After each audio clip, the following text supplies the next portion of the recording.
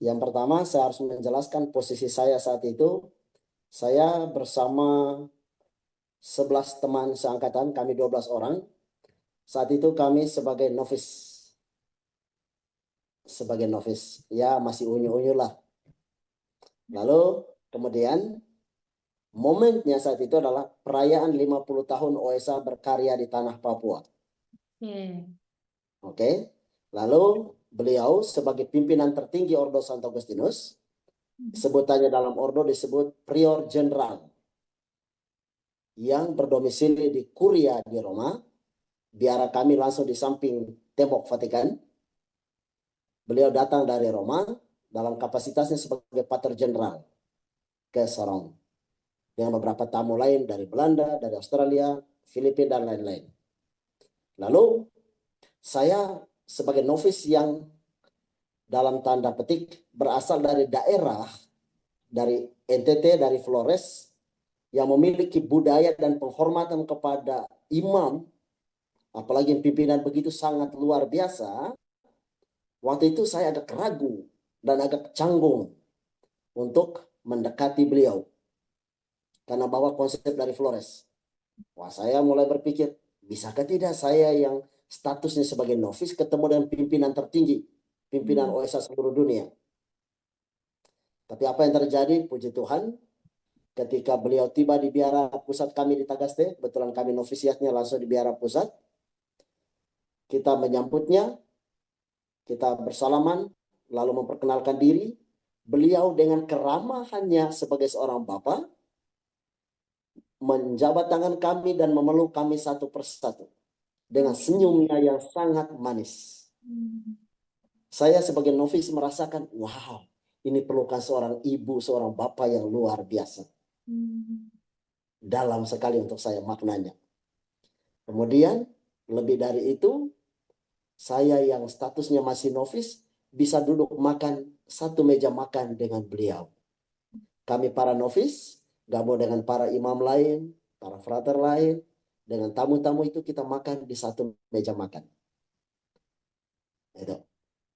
Lalu momen lainnya adalah kebetulan saat itu dalam rangka HUT OSA di Tanah Papua menyelenggarakan seminar sehari di Aula SMA Santo Agustinus Sorong. SMA itu dulu kebetulan banyak saudara kita OSA yang berkarya di situ. Lalu beliau membawakan materi juga di seminar itu. Yang membuat saya terkesan pada saat beliau membawakan seminar, satu, kerendahan hatinya. Yang kedua, kesederhanaannya. Yang ketiga, senyumnya yang khas itu. Setiap memaparkan materi selalu disertai dengan senyum. Yang membuat saya terpikat dan terpesona dengan beliau. Nah, lalu selesai perayaan HUT OSA di Tanah Papua yang puncaknya perayaan Ekaristi bersama Uskup Monsinyur Hadi Sumarto di Gereja Katedral Sorong. Selanjutnya beliau mengadakan kunjungan visitasi ke komunitas-komunitas OSA yang ada di pedalaman.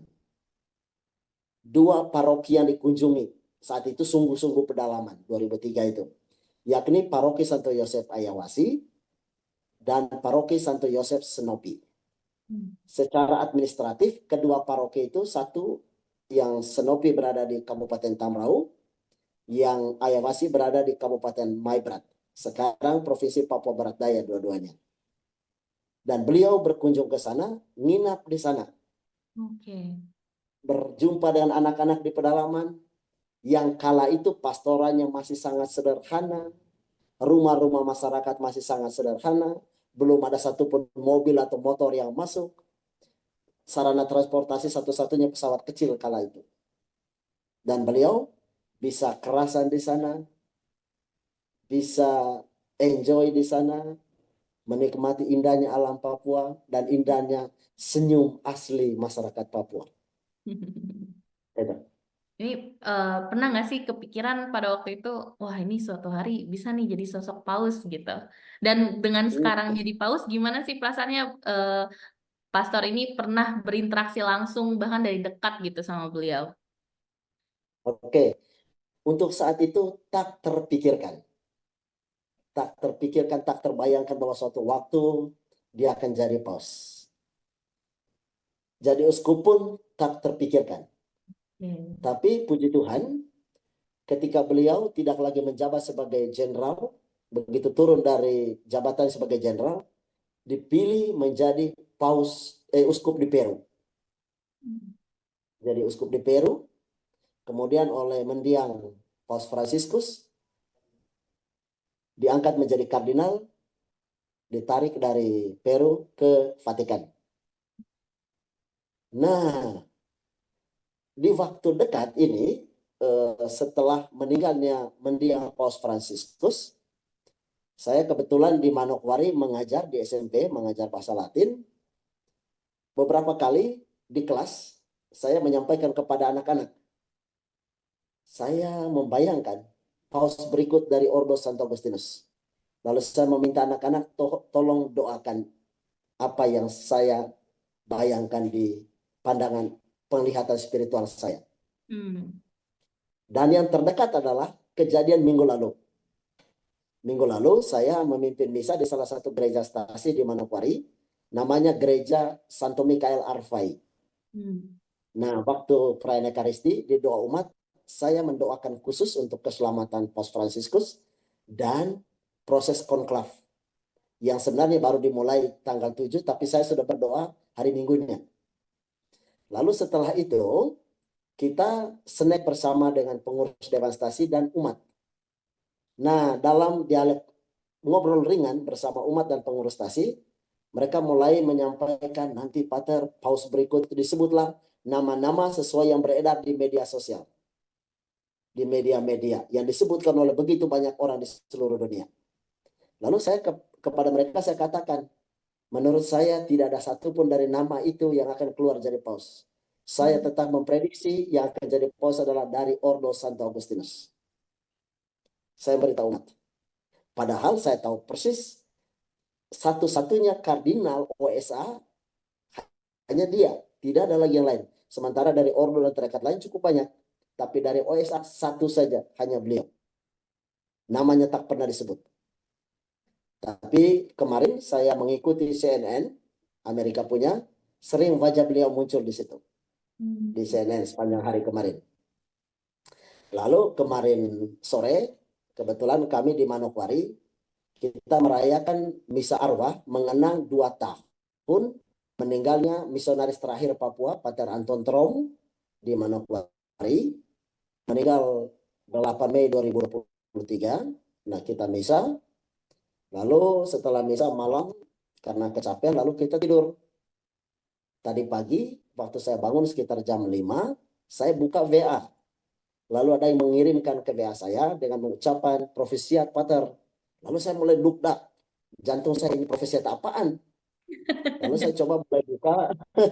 Saya mulai buka WA grup Ordo dan Facebook. Wah, ternyata di sana sudah banyak ucapan-ucapan terpilihnya beliau jadi paus. Saya lompat dari tempat tidur. Lompat dari tempat tidur. Kemudian membangunkan pater-pater dan bruder lain yang ada di biara. Semua kaget. Keluar dari kamar masing-masing, dikiranya ada apakah? Ada apa, ada apa, ada apa? Saya langsung katakan, habemus papam, OSA jadi paus. Bahagianya luar biasa sekali ya, Pastor ya. Itu peristiwa tadi pagi. Oke. Nah, sementara saya perjalanan sebenarnya menuju Timika untuk mengikuti tabisan uskup pertama asli Papua dan Agustinus yang akan ditabiskan tanggal 14 bulan ini nanti di Timika. Oke. Ini tahun rahmat untuk kami OSA. Oke, Begitu. Pastor, seperti kita tahu juga bahwa Paus yang baru memilih nama Leo ya, Pastor ya. Betul. Juga menunjukkan arah dan visi kepemimpinannya ke depan. Kalau Pastor sendiri melihat itu bagaimana ke depan dan juga apa harapan dari Pastor untuk kepemimpinan Paus yang baru ke depan? Oke. Kalau saya melihat dari 2 perspektif ya. Yang pertama, Kita lihat dalam pidato pertamanya, dia menyebut, saya anak Santo Agustinus. Itu ada pesan di situ. Lalu dia mengutip kata-kata Agustinus ketika dia dulu jadi uskup di Hippo kepada umatnya. Bersamamu, aku adalah umat. Tapi bagimu, aku adalah uskupmu. Dia mengutip kata-kata Agustinus itu. Apa artinya? Dari perspektif saya sebagai seorang Agustinian, yang satu ordo dengan Paus, kondisi gereja kita saat ini persis yang dihadapi oleh zaman bapak-bapak gereja dulu. Oleh Agustinus dan rekan-rekan bapak-bapak gereja menghadapi bid'ah-bid'ah kala itu. Saat ini mungkin bukan bid'ah lagi, tapi tantangan-tantangan gereja zaman ini berhadapan dengan agnostik, sekularisme, dan pelbagai gempuran-gempuran konsep, ide-ide baru ke dalam gereja. Maka sebagai seorang Agustinian, Bapak Paus ingin kembali ke tiang penopang gereja. Zaman rasuli, zaman-zaman Bapak gereja supaya tetap kokoh kuat di tiang itu. Dengan berguru pada Bapak gereja. Lalu di pihak lain, perspektif kedua, kenapa dia tidak memilih nama Santo Agustinus? Karena gereja ini tetap berjalan ke depan.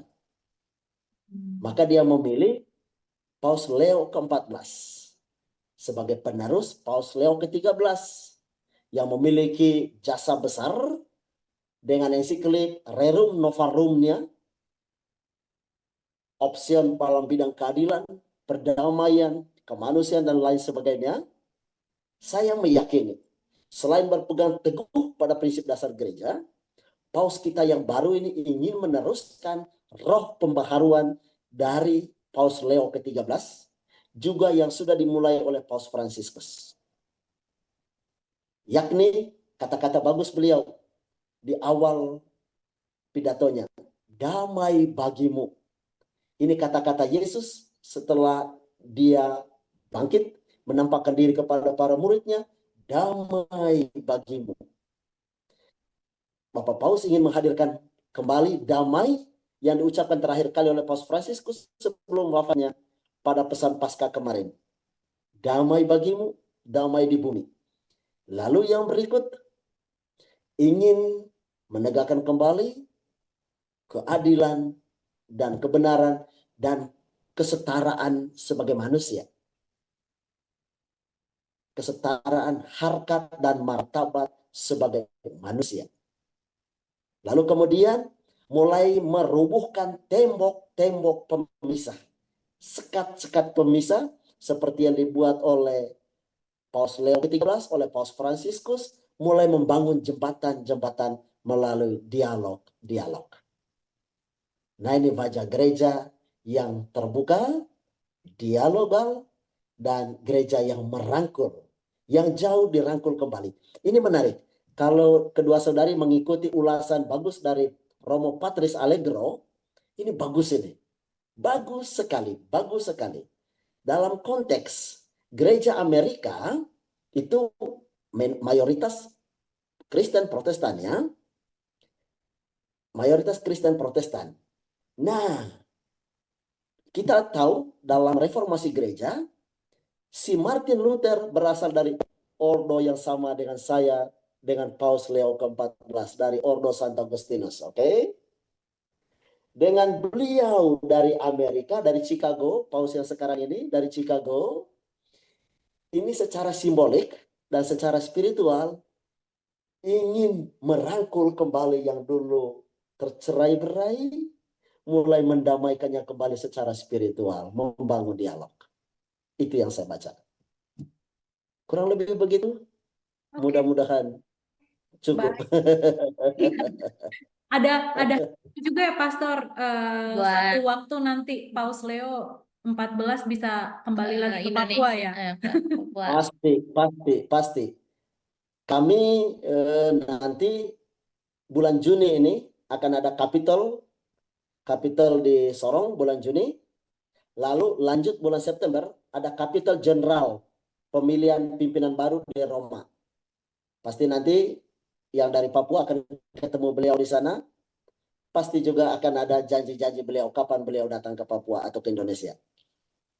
Amin. Dan puji Tuhan untuk kami OSA, uskup pertama yang akan ditabiskan tanggal 14 nanti langsung ketika misa pontifikalnya menyebutkan nama beliau yang selama ini selama berapa hari, selama berapa minggu ini ketika doa persatuan dengan Paus kita tidak menyebut Paus, akhirnya kita mulai menyebut lagi Paus Leo ke-14 dari Agustinian. Begitu. Oke.